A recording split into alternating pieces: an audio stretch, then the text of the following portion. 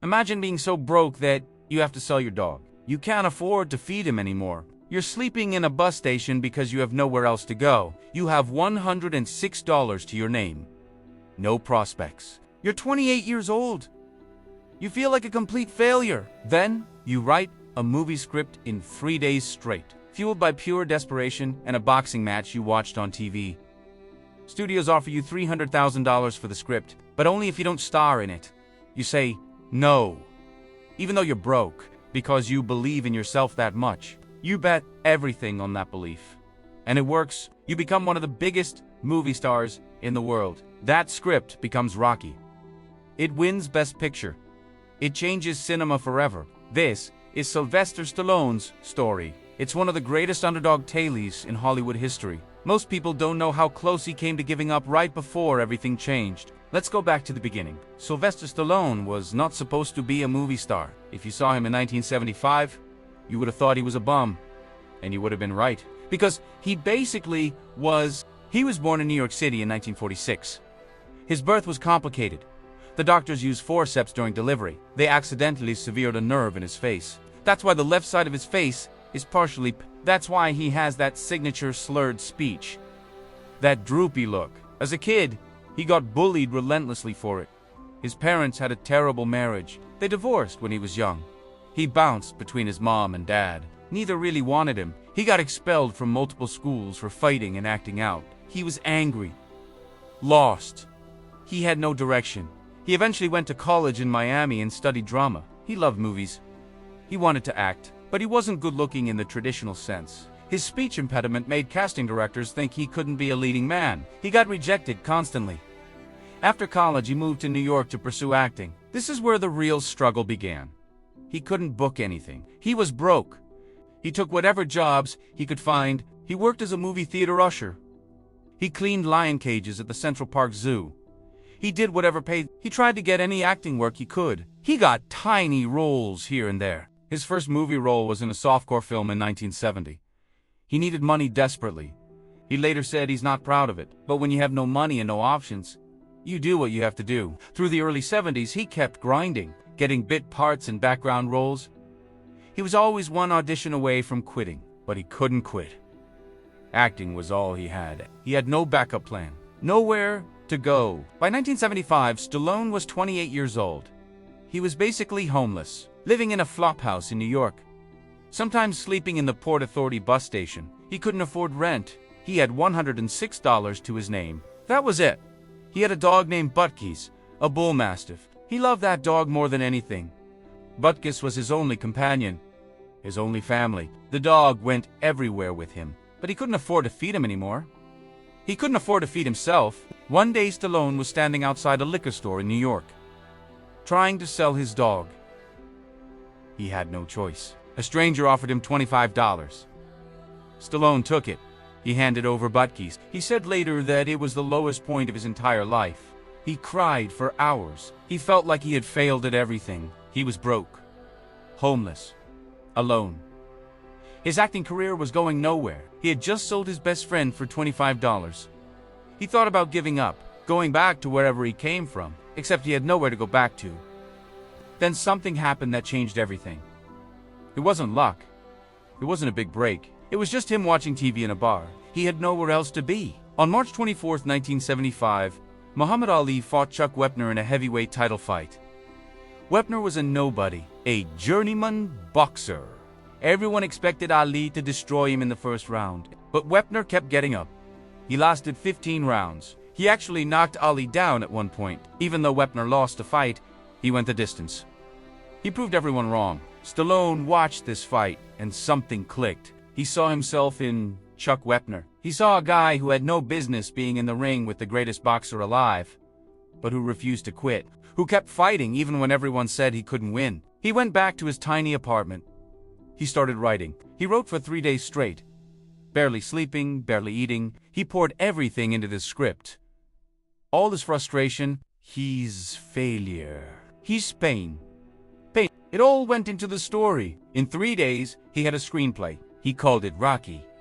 The script was about a small-time boxer from Philadelphia. He gets a once-in-a-lifetime shot to fight the heavyweight champion. Everyone thinks he's going to get destroyed, but he just wants to go the distance.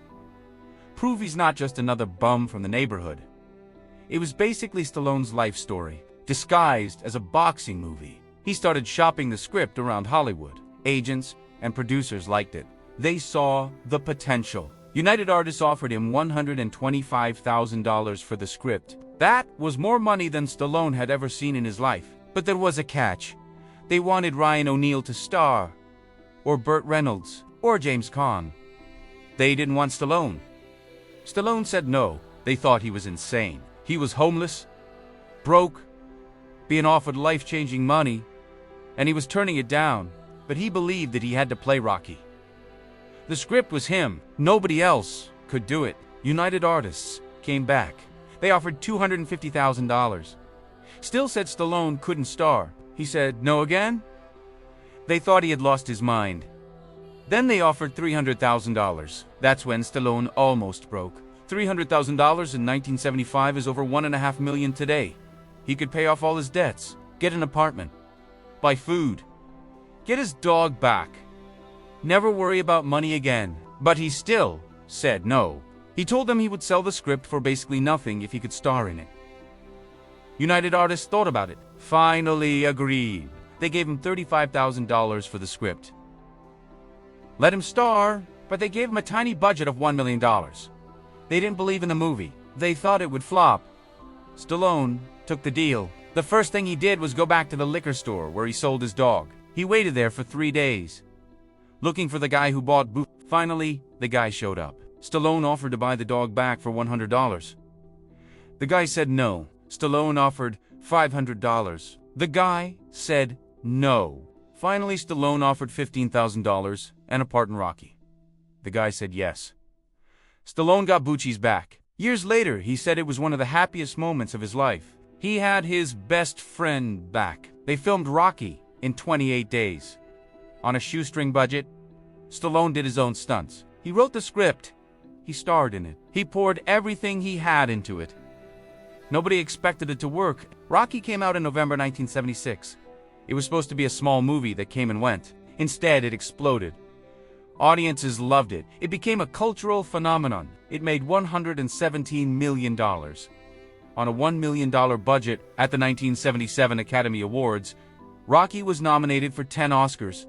It won Best Picture, Best Director, Best Film Editing. Stallone was nominated for Best Actor and Best Screenplay.